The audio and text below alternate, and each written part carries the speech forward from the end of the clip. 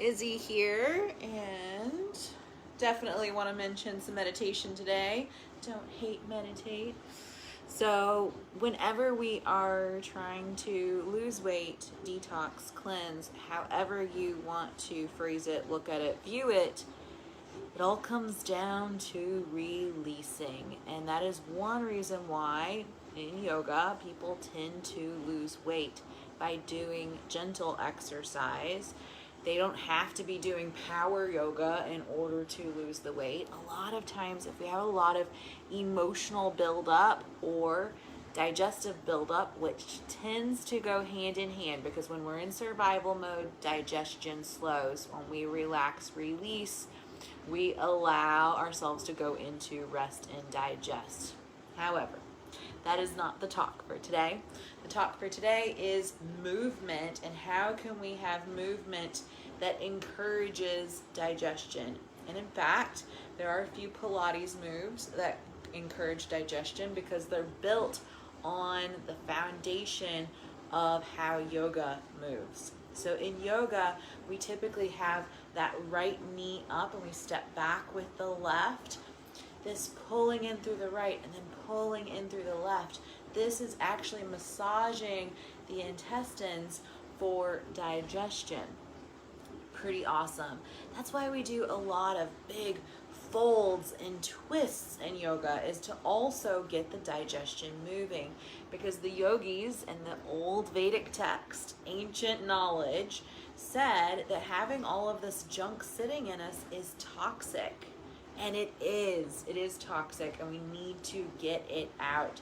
And I am guilty of it as well right now. I'm a little bit thicker in the midsection than I normally have been, which is why I am completely doing this cleanse with you and getting my hydration up and getting all of the toxins out. You will have more energy, you will feel better, your mind will function more clear. We're getting that gut health working, and we're getting in our grounding as well. So we're gonna lay on our back for this one.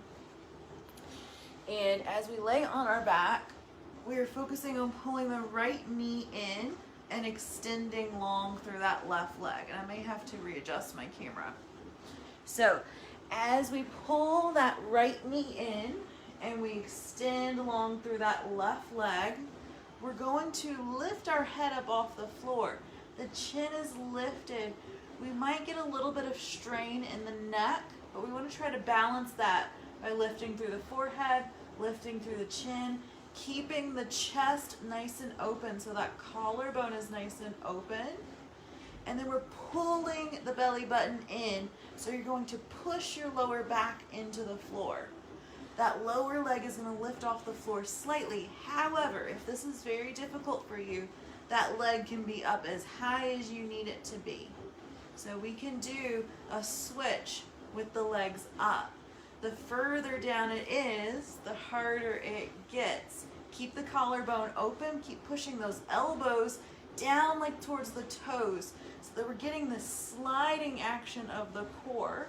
And then we'll go exhale, exhale, exhale, exhale. And we're gonna purse the lips like you're blowing kisses.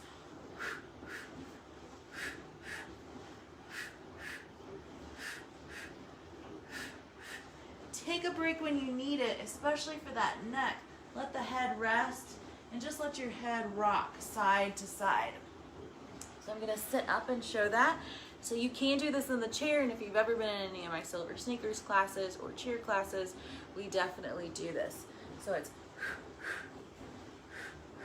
essentially we're doing a pull, extend, pull, extend.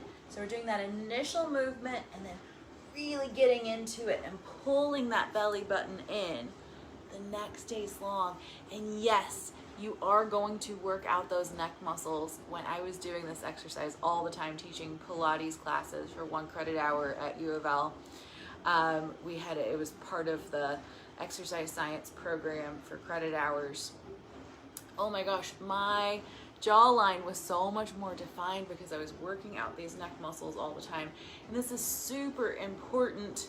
Not only are we working our digestion here, but if we're typically on our phone and this leaning down, these front neck muscles are really losing their strength.